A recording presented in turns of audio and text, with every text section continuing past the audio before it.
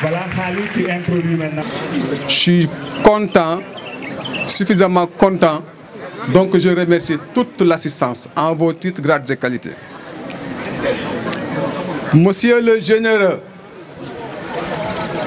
donateur, le professeur Daouda Ndiaye. L'évaluatif n'est pas fort, je dis le généreux. C'est une valeur que vous incarnez, mon frère, affectueusement. Monsieur le président de l'Union départementale des parents d'élèves, Ngor Faye, avec qui nous avons des relations particulières. Et si je creuse, ce sera l'occasion de faire l'apologie du localisme. Parce que nous avons fait toute notre humanité dans l'école qui a fait le professeur Daouda Ndiaye. Je veux nommer l'école Ibrahima Ndaw. L'inspection de l'éducation et de la formation fédère toutes les initiatives comme cette dernière, communautaire et citoyenne, allant dans le sens de l'amélioration des... L'école accueille donc tout acteur à l'image du professeur Daouda Ndiaye qui désire apporter sa part contributive à l'amélioration de la qualité des enseignements apprentissages. C'est pour cela, professeur, je vous félicite vivement et vous demande de continuer sur cette noble lancée. Je dirais même cette généreuse lancée. Mes félicitations aussi, je ne pourrais pas terminer, et mes remerciements à l'endroit de ce comité d'organisation qui n'ont ménagé aucun effort, qui ont pris toutes les dispositions pour qu'on puisse véritablement réussir cette cérémonie. Professeur Daouda Ndiaye ni ko nit ñi rek xamee laa ko xamee mooy professeur bu mag bi macha allah mooy borom diplôme yu rëy yi macha allah mooy doomu Pikine macha allah noonu laa ko xamee ba yàlla def ñu jaxasoo ma yaakaaroon ne li muy def da cay am kumba am ndey ak kumba amul ndey ma piège ko ci sunu métier ndax koo bëgg a tiiñal ko ci ay micro wala ci caméra. ma ne ko professeur mu ne ma ne ko damaa bëgg li ngay def ci Sénégal man aw ma fudut ngin gi neew ma bëgg nga sagal ma fa defal ma ko fa. tontuwuma de dane ma d'accord dinaa ko def te dinaa la wax ne dinaa ko def ah pour man waxe télé la rek comme caméra yi ko tiim ak lamp yi mu génn dem ma jekki-jekki après màggalu Touba mu dem gisee xalif général mu ubbil ko jumaay Touba ne ko lii laa bëgg nga jàppale ma ci wàllu wér-gi-yaram mu def ko jógee ca ma yaakaar ne moom da koy glorifié woo tiitaroo ko noosee ko ba ca kanam mu woo ma ne ma la ma la waxoon ca ngin ngi neew jàppal bés ma ne ko déet man xalaatumaa jàpp bés ma wax ko ay nit ñu nekk ngin ngi neew ndax nag buntu da nga koy ñàkk comme moom li muy def askan wee def ma dajale askan wa ne leen kat dafa am ku ñuy wax professeur Daouda Ndiaye nee na daf leen a bëgg a dimbale si dégg naa ci lu bari nag daa goog waaye bu nit ñëpp ñëwee gisu ko dana xam mu xam boppam lu ne wax nañ ko mu boole ma ak Mor Ndiaye ñu defar mu jël teraanga ju bari def ko gee ngi new kon professeur bés boobu nga ma lebaloon moom laa ñëw ngir fay la ko tey jii fayew ma la ko Géejawaay fayew ma la ko Grand Yoff fayew ma la ko ca Palais ba keroog bi ñu la président de la République di recevoir mënoon naa bàyyi ba nga génn ma taxaw sans pancarte ba yor pancarte taxaw rusuma koo def ci yow de ndax bëgg a jógee France damaa yor pancarte ñu naan ma leen waay fii ay star amu fi benn star am moom la yàlla jox lu joxul kenn ci Afrique muy doomu Sénégal dama yor pancarte taxaw aéroport yëkkati ko ñëpp di ma xool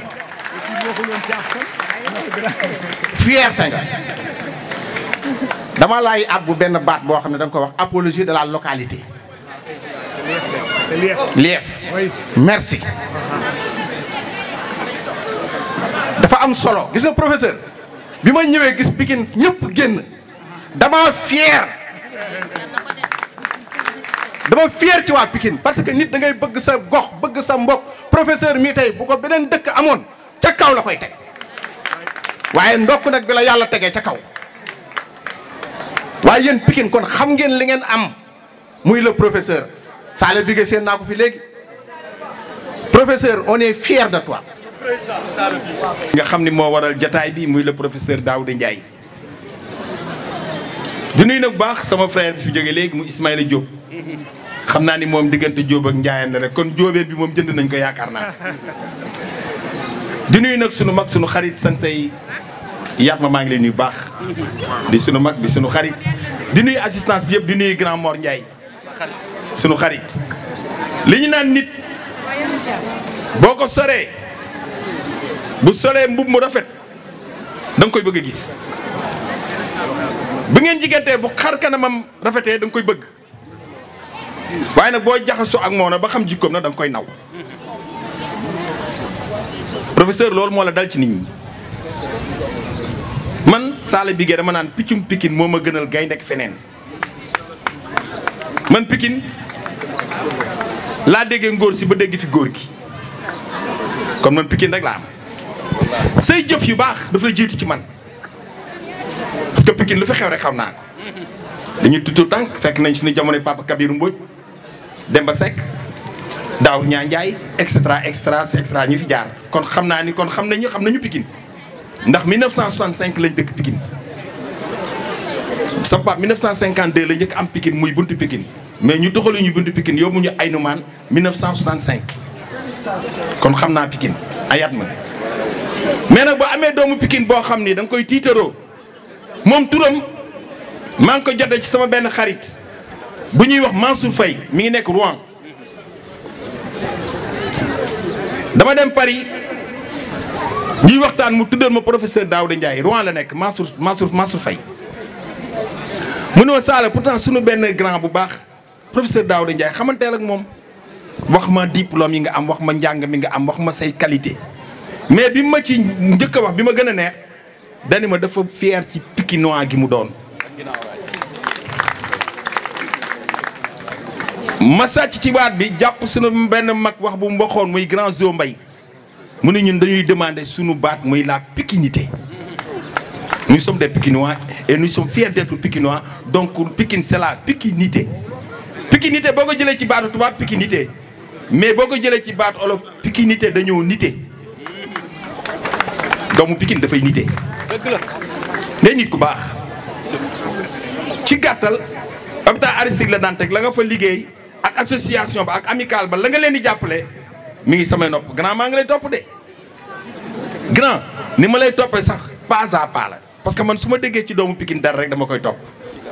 mais zéro faute li Ismaïla wax fii nag liñ naan buñ ne diw baax nañ ay mbokk ndax ay mbokk ma ko wax li mu wax sa waajur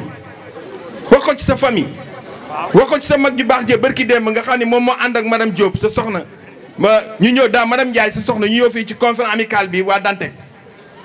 keroog li mu wax ci yow doy na moo tax nag sànq bi ma Aline Badara Gueye biig dañuy waxtaan mun ma Sala noo mën a def na nga ñëw tey école 7 bu ko defee nga xamante ak professeur ngeen saafonte parce que nit ku baax la te gis nga nit boo ko gisee mu ànd ak ay nit te ñeewoo ñoo mu àndal rek bul dem gis nga booy ànd ak nit ñi ngay àndal dañ leen a war a ñee comme man waaye dañ may nit bu la palaat suuree buñ la joxee bool yi dañ laa séddale loo mais yow xam nga ni palaat bi doon na moo tax bool bi da nga koo séddale ba mu jeex yàlla na yàlla sàmm la yàlla may la wér-gu-yaram yàlla may la lépp loo bëgg ci kaw suuf li ma bëgg nag man un président de la république boo xam ne Pikine lay dëkk man ne loolu laa ñaan te yow laa koy ñaanal yàlla na ko yàlla def ci barke Seydina Muhammad sallallahu alayhi wa sallam allahumma salli ala Seydina Muhammad wa sallim jërëjëf. bi moo doon juste accompagner l'éducation comme on le fait partout au Sénégal d'une manière générale l'excellence xam nga xale moom dañ ko war a jàppale bu jàppale xale jàppale nga réew te éducation mooy base bi te dañoo nekk ci réew boo xam ne lépp éducation bi moom moo ko yore donc day jëriñ ñi nga xam ne ñoo yor éducation bi muy enseignants yi muy IEF bi ñu wan leen ne li ñuy liggéey noonu la ñu jàppaleen seen liggéey te ku leen a jàppale seen liggéey mooy ñoom buñ sañoon xale yëpp dañuy réussir buñ sañoon xale yëpp excellent la ñuy doon. maintenant ñëpp nekkuñu excellent maintenant pour booster ñeneen ñi dañuy fexe ba nga xam ne xale yooyu nga xam ne ñooy excellent dañ leen a jàppale primer leen pour que déwén ñeneen parce que comme je dis xale moom ñoom ñëpp ñoo bokk même xalaat xam-xam bi donc il suffit juste ñu booster ko ñu stimuler ko pour mu yeewu. donc loolu moom la ñuy def Sénégal tey nag je suis content parce que je suis revenu dans ma ville natale Pikine boo xam ne li ñuy liggéey moom macha allah surtout l'IEF de Pikine avec Matar et tout le staff. ndax dama ko xam ndax fa laa jàngee fi laa màggee te dafay jar ñu wan leen ne ñoom fi ñu teg seen tànk noonu la te ku jàppale éducation jàppale nga réew jàppale nga état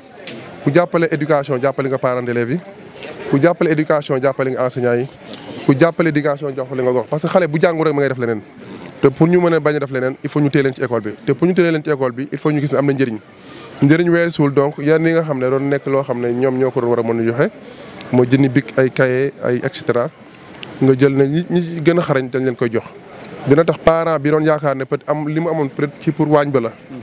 mu ne man kat kon jëriñu kii lu bari ku téewuma lu bari naa téye sama doom ci éducation bi te ku téye éducation xale rek boo léegi xale bi day tekki donc man loolu moom mooy jox li ma am tey donc je sais quelle est la valeur de l'éducation je sais lan la éducation di jëriñ ci réew lan la éducation di jëriñ ci nit tout le monde sait que bi fi Covid bi ñëwee ak palu bi avant ak Covid bi xam-xam moo ko réglé. xam-xam boobu nag moo ko réglé ñu ko réglé ci éducation laa ko jàng ñëpp xam nañ ma ci télé bi ak rajo bi ndax li ma joué ci palu ak Covid bi duñu fi def lu ma lu décidé wul. loolu nag éducation moo ma ko may donc comme éducation moo ma ko may damay fexe ba nga xale yi nekk fii fii ak at bii ñëw fii ak 10 ans 50 ans 30 ans fépp fu problème am en tout cas sama secteur yi nga xam ne ak yeneen la xale yi gérer ko te pour ñu gérer ko. mooy ci éducation bi dañuy dem exceller ba réussir am tous les diplômes reconnus au plan mondial pour que bu ëllëgee bu Sénégal amee problème du ñu génne jéegaane wut xam-xam ci à l'étranger comme ni ñu ko doon defee yaa 100 ans ci ginnaaw doomu réew mi moo koy gérer. parce que l'exemple que je donne Sibiru ay doomu réewam rek dëkk bu la ëpp expert moo la gën a avance. jëlal Guinée bi ñu jàkkaarlool wala Gambie li jéego yi ñu ci def ci Sénégal li ko wër yëpp Sénégal moom pratiquement mooy zone boo xam ne pale bi maîtriser nañ ko ndax lan ay doomu réewam. ñun ñoo ko gérer Covid bi également gis nañ bi ñu fi amee tubaab bi dañoo ñëw sax nan la ñuy def xam-xam moo ñu ko may dañ ko gérer loolu laa bëgg na xale yi aussi domaine boo jël boo liggéey également lu xew Sénégal ak lu kii ñu mën ko gérer et c'est pourquoi j'ai pris cette option de primer l'excellence. waaw sa journaliste nga moo tax nga laaj loolu quoi mais Sénégal yëpp xam nañ ne maa ngi wër Sénégal ci depuis 2018 ba léegi bi ñu ko commencé fii lañ ko commencé wax naa ko léegi ci samay propos ñu ngi woon Djilor semaine passée. mooy dans le Foundiougne dans le Fatick ñu ngi woon Kolda il y a 3 semaines Médina Yoro Foulah Kolda Vélingara ñu ngi fu ne on prépare Richard Toll après demain Tamba c'est-à-dire que Sénégal moom defe naa ne amul benn dëkk boo xam ne defuñu fa defaatuñu fa donc c'est pourquoi je dis éducation xamewul xaajalewul ethnie xaajalewul diine xaajalewul tarixa xaajalewul zone c'est pourquoi je dis parle du Sénégal. Je parle du Sénégal donc Sénégal nag mën naa am que ne ki war a régler Sénégal ci wàllu domaine tel aussi boo demee mi ngi fongali mi la dëkk donc il faut que kooku ñu gën ko ñaax pour mu génn donc c'est un mouvement c'est une activité nationale encore une fois je félicite également l'IEF et son staff dans l'organisation parce que gis nañ fi taxawaay boo xam ne mucc ñu ayib ñëpp ñi nga xam ne jàpp nañ ci gis nañ ko les sages comme Yaatma le tonton Mor Mbaye waa action fu ñu jógee tout le temps ñu ngi leen di remercier le coordonnateur Tamsir et quand je dis coordonnateur Tamsir ñëpp ci lañ bokk coordonnateur national de la éducation ñëpp ci lañ bokk ñii jóge nañu ba Diourbel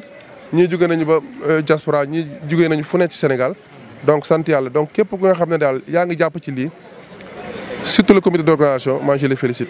parce que nag mënu ma ko defal sama bopp suñ ci jàppalee su sot et c'est pourquoi je dis le Sénégal uni mën na def lu bari tey li ma gis Pikine ku mu doyul dara du la doy c'est un événement boo xam ne c'est au-delà c'est exceptionnel gaw ma ne mos nañ ko def te dañ ko defaat par rapport à ça on a senti l'engagement des gens la volonté l'engouement le respect boo demee ba police ñëw pour encadrer manifestation bi sur sa demande xam nañ ne fii buñ ko kiiwal dina déborder mooy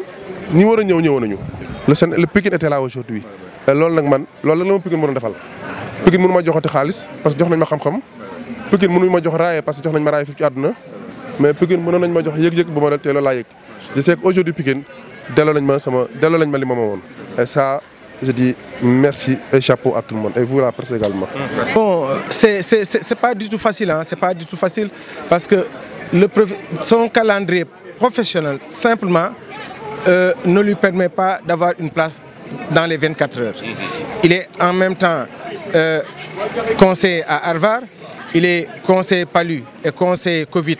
à l'OMS, il est le directeur du SIGAS. Il est le chef du département de parasitologie et mycologie de l'université Cheikh Anta Diop de Dakar, la faculté de médecine. Il est le chef du service de parasitologie et mycologie de l'ex-hôpital Le Dantec. Il est le directeur de la recherche internationale au niveau de l'université Cheikh Anta Diop. Bref, il a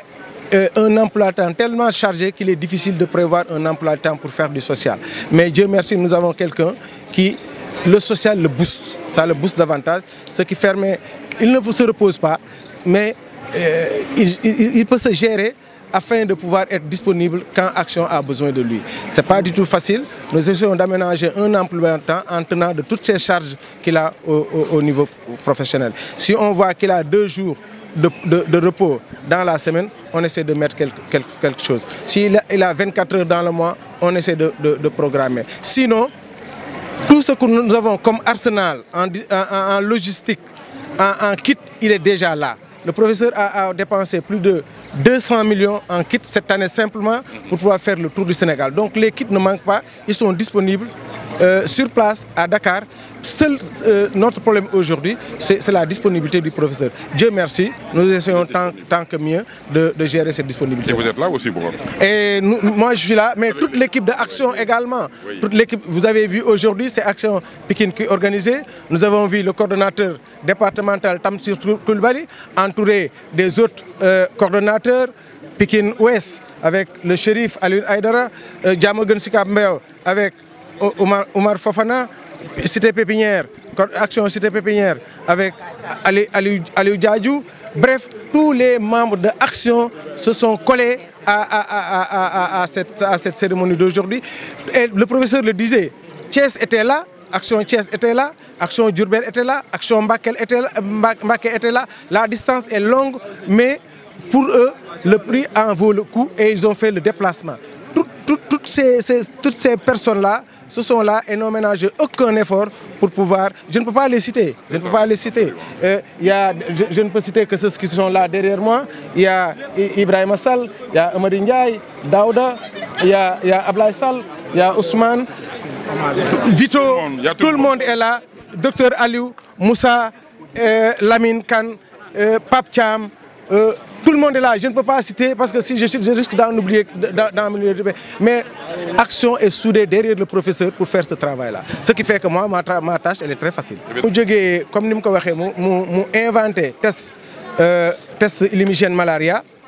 Lolu daf ci am ay xaliss lu bare machallah xaliss bi takku na ci ay milliards ci lolu la tabaxé centre bi ci lolu la commencé won également en 2017 ñu tok mu ne ma grand mot dama bëgg ñu réfléchir ci benn vision comment faire pour aider les Sénégalais ñu jël 3 piliers l'éducation, la santé, l'entrepreneuriat féminin. Aujourd'hui, éducation mo ay kit le, ay vélo le, ay matériel informatique le à donner aux élèves et aux écoles. Parfois, quand on arrive dans une inspection ou dans une école, le directeur ou l'IF nous sollicite et le professeur est prompt toujours à réagir par rapport à ces sollicitations. Je me rappelle, on était à Grand Yoff il y a de cela une semaine, lorsque sur place, l'IF lui a fait part d'une doléance d'un élève qui a perdu ses enfants, mais qui a besoin de... Il a tout de suite donné une contribution vraiment très importante. Voilà ce qui fait. Au niveau de la santé, nous faisons des hôpitaux mobiles. Un hôpital mobile, pour nous, ça veut dire quoi? Il y a une chaîne par rapport à la gestion de la santé de ces Sénégalais. Nous allons dans les coins les plus reculés du Sénégal. On y amène des docteurs, des spécialistes, des infirmiers, des laborantins.